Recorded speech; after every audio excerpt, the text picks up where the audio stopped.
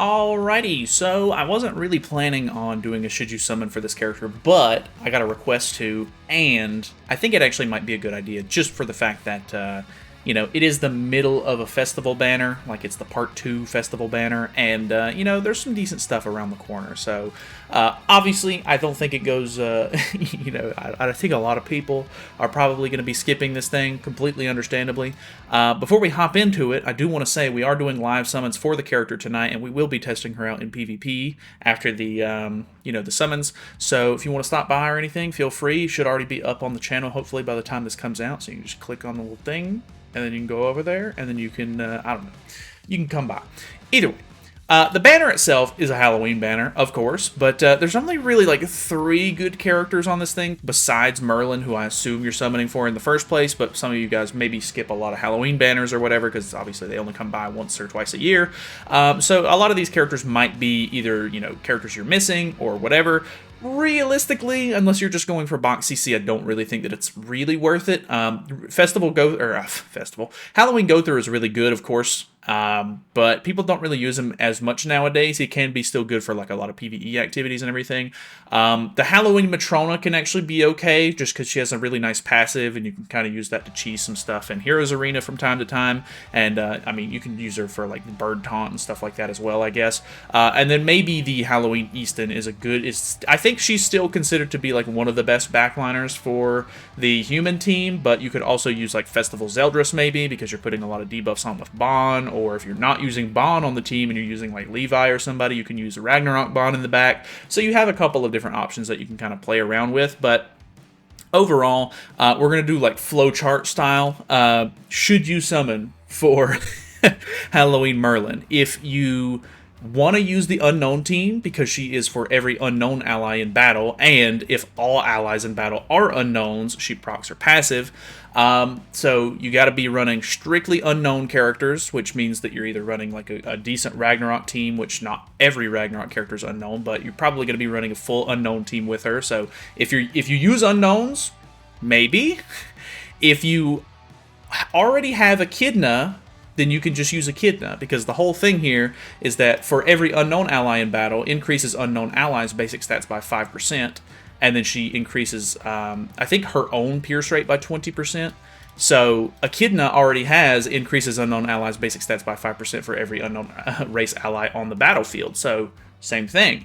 If you don't have Echidna, because she is a collab character, are you in the end game? Do you already have Freyr, and do you have his Relic? Because Freyr's Relic also does the same thing, which is for every applicable ally in battle, increases that ally's basic stats by 5%, which the applicable allies are Ragnarok and unknown allies. So you've got a couple of different options here. If you're not a end game, late game player, and you don't have this, this Holy Relic, which is understandable, because I'm pretty sure that you have to do Nidhogg for it, and Nidhogg sucks. So you might not have it, which is understandable. If you have Echidna, then you shouldn't need either one of them, but if you don't have Echidna, because she is collab exclusive, and you might not have the character, then maybe. Maybe you should summon for this new Merlin. The big thing here is that if you're going to be using Hel, who is the newest unknown Ragnarok festival character, and she's a big part of the team right now, then you kind of want the enemy to AoE attack you. You don't necessarily have to use this AoE card right here, which, if you don't know, disables enemy it disables enemy AoE cards, so they can only use single target attacks, which isn't going to help you too much against the human team, because they're basically all single target, and the Sins team also only has one AoE, with that being Meliodas' Infect card. So, it's not going to help you basically against those two teams. I have actually seen this move do some decent damage, which is kind of surprising.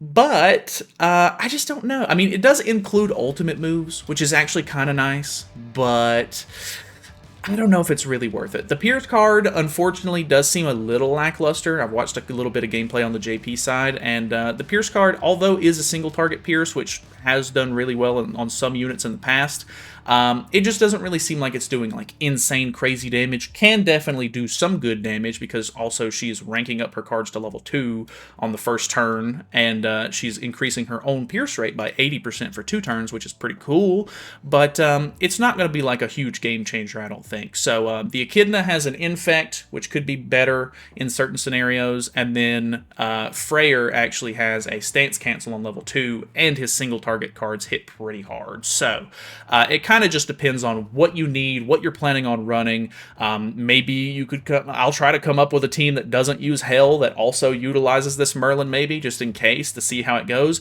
Obviously, you can just wait for my showcases to come out if you want to like watch those first and see the performance in game, of course, which is probably a smart thing to do.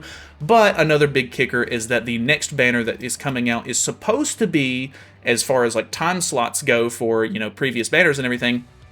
Normally, if we go down to past banners right here and we scroll in, if we go to October, there is normally a festival, or not festival, a collab slot in the next banner slot. So the 27th of October is when we got the Shield Hero collab last year, and then before that, what was it? Before that, it was the Part 2 KOF banner. So it's pretty consistently been a you know, a collab slot. So do be aware that it is very possible that we are going to be getting something big and more interesting right after this. Obviously, no one knows what that is just yet, but, you know, we shall see what, you know, the JP and KR servers get a week before we get it basically on global anyway. So even if you're planning on summoning, I would highly recommend you wait a full week until we get to see what comes out in the next JP update before you summon, just in case you want to save your diamonds, because 600 gems for a guaranteed copy of this character. Obviously, you could get lucky and pull her early and dip out, but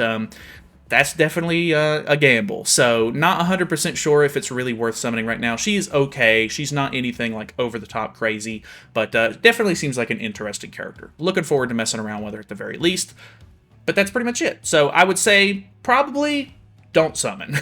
But who knows? If the next banner's bad, you're looking at her, you're like, oh, hey, she's got a cool costume or something like that, and you think you'll actually get some use out of her, do not summon for just the costume. I've seen too many people fall for that. It's not worth it. But either way, so we'll be doing live summons, of course, tonight. Thanks for watching. Feel free to swing by and, you know, come chat with us and everything while we summon and do some PvP. And, yeah, I will see you guys later on. So feel free to subscribe, all that good stuff. I will see you guys later.